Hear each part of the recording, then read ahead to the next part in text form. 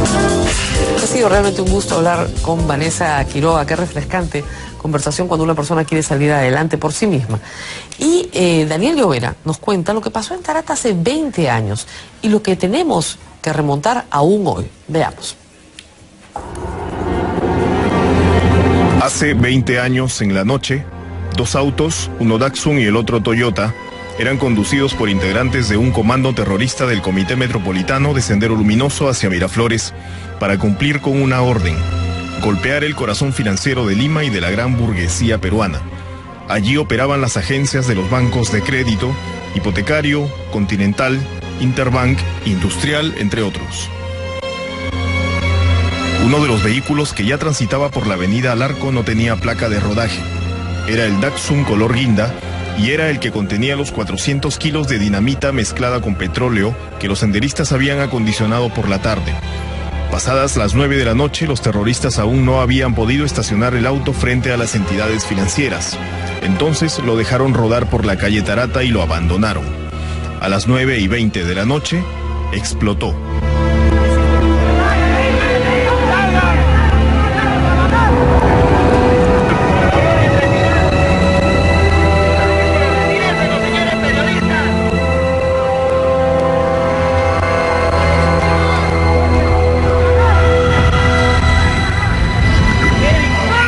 Este golpe coronó uno de los días más sangrientos que hasta entonces había tenido Lima, pues a lo largo de ese día, 16 de julio de 1992, otros comandos de Sendero habían detonado 4 coches bombas en 3 comisarías de Villa María del Triunfo y en una agencia del Banco Latino en La Victoria.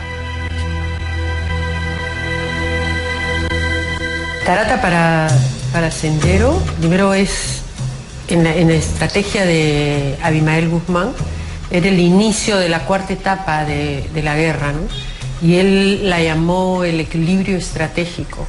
Y cuando le llama el equilibrio estratégico para Sendero Luminoso y para Abimael Guzmán, era que ya estaban a un paso de tomar el poder y de derrotar al enemigo. Tengo usted presente que en 1992 era la etapa en que ellos afirmaban que ya estaban en equilibrio estratégico.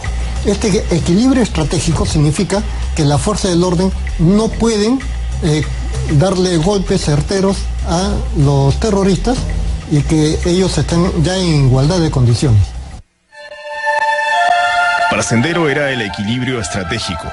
Para los limeños fue tal vez la temporada más intensa y sangrienta. En Los Conos hubo varios asesinatos selectivos. El más recordado ocurrió en febrero cuando fue ultimada y dinamitada la dirigente de Villa El Salvador, María Elena Moyano. Solo entre enero y julio de ese año, los seguidores de Abimael Guzmán hicieron estallar en la capital 37 coches bomba, que le cegaron la vida a medio centenar de personas. El punto culminante de la efervescencia y del delirio fue Tarata, pero también fue el punto de quiebre.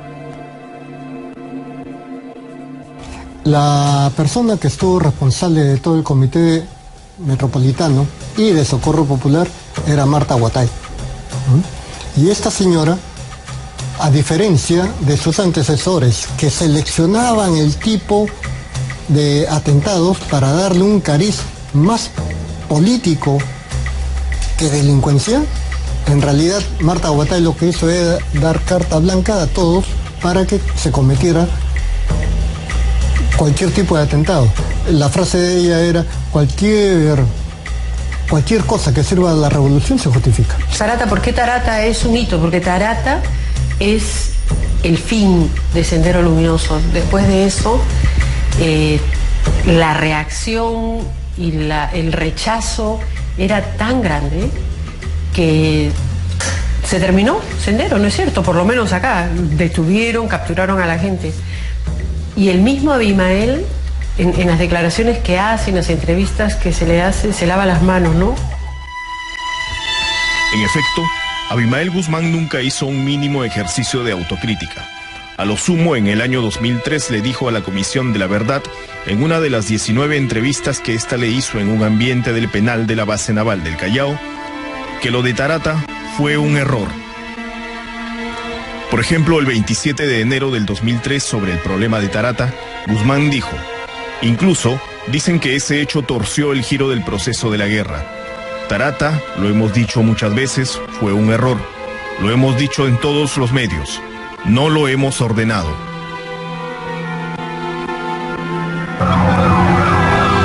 El 31 de marzo de ese mismo año, el líder terrorista volvió sobre el caso.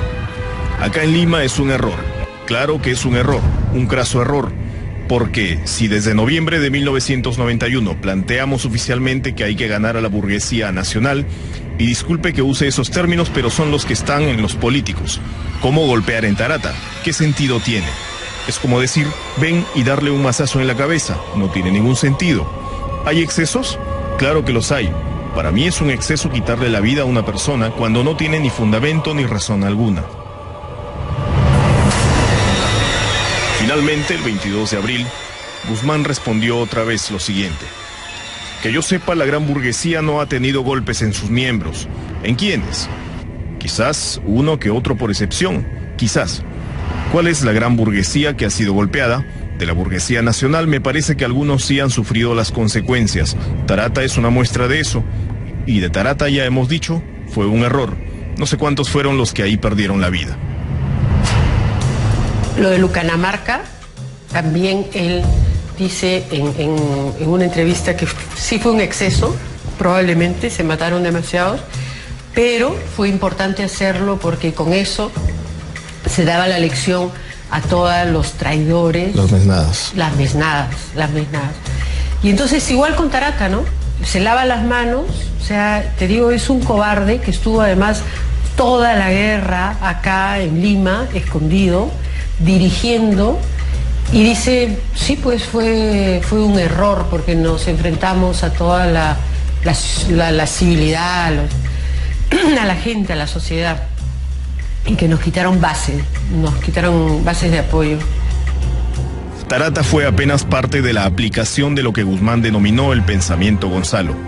El problema es que allí el infalible, inequívoco e iluminado presidente Gonzalo falló y Tarata marcó el inicio de su final, que llegó en septiembre de ese mismo año 92, cuando fue detenido por el GEIN.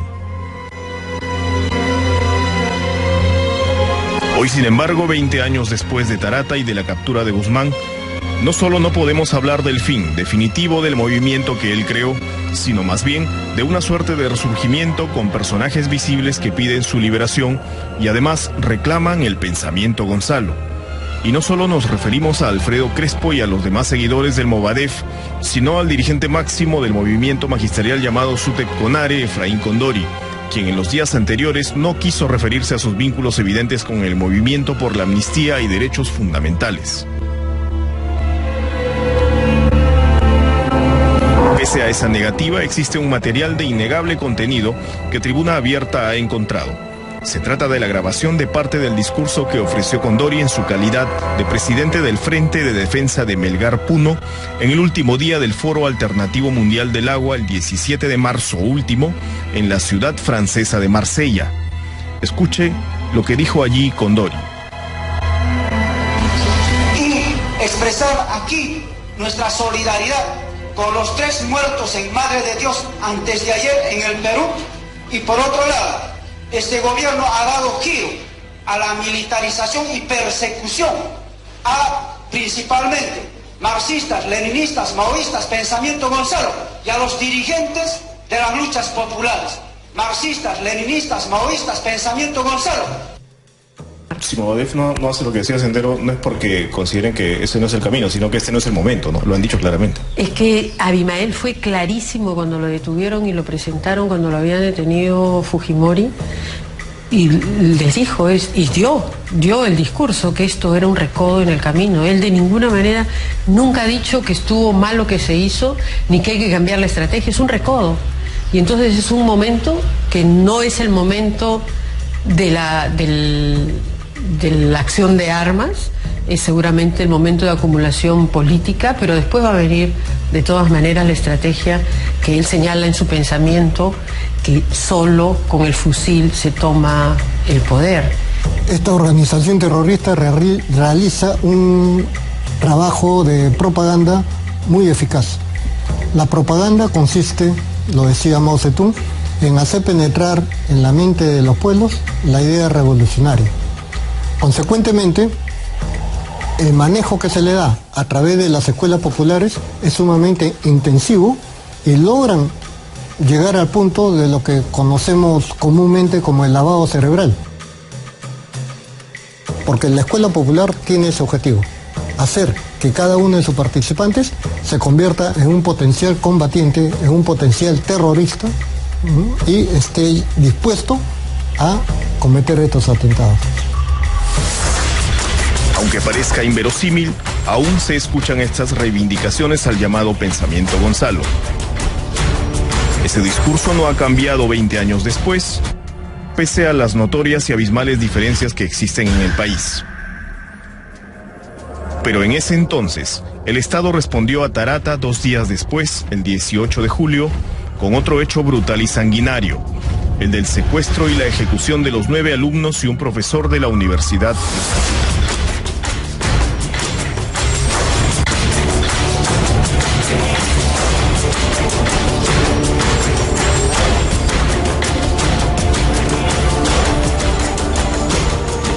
Estamos con el congresista Víctor Andrés García Belaúnde.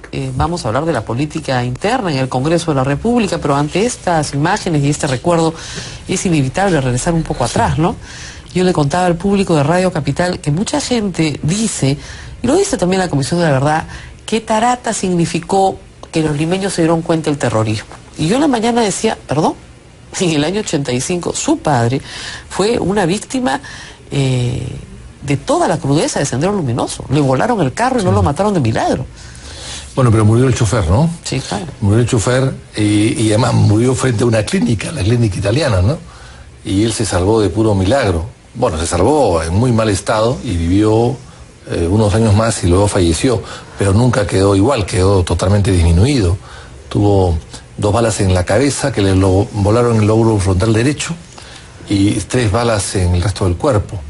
Y 2 bombas que por suerte no estallaron debajo del auto porque la pista era de bajada. Entonces las bombas rodaron y explotaron después, ¿no? O sea, después de haber pasado el auto, ¿no? Y si no, el auto hubiese volado probablemente unos metros arriba, ¿no? En ese momento su papá era el presidente del Jurado Nacional de Elecciones, estábamos en plena campaña electoral. Así es, era el presidente del Jurado Nacional de Elecciones por designación de la Corte Suprema, de acuerdo a las leyes que existen hasta el día de hoy, que el que preside la Corte es un miembro de la Corte Suprema. En este caso era él, y... vamos a ir a un corte lineal que me lo piden, sí. Regresamos con eso. Y fue el 24 de abril, entre primera y segunda vuelta. Imagínese usted. Y en Lima. Y en Lima. Vamos a una pausa, regresamos en un instante.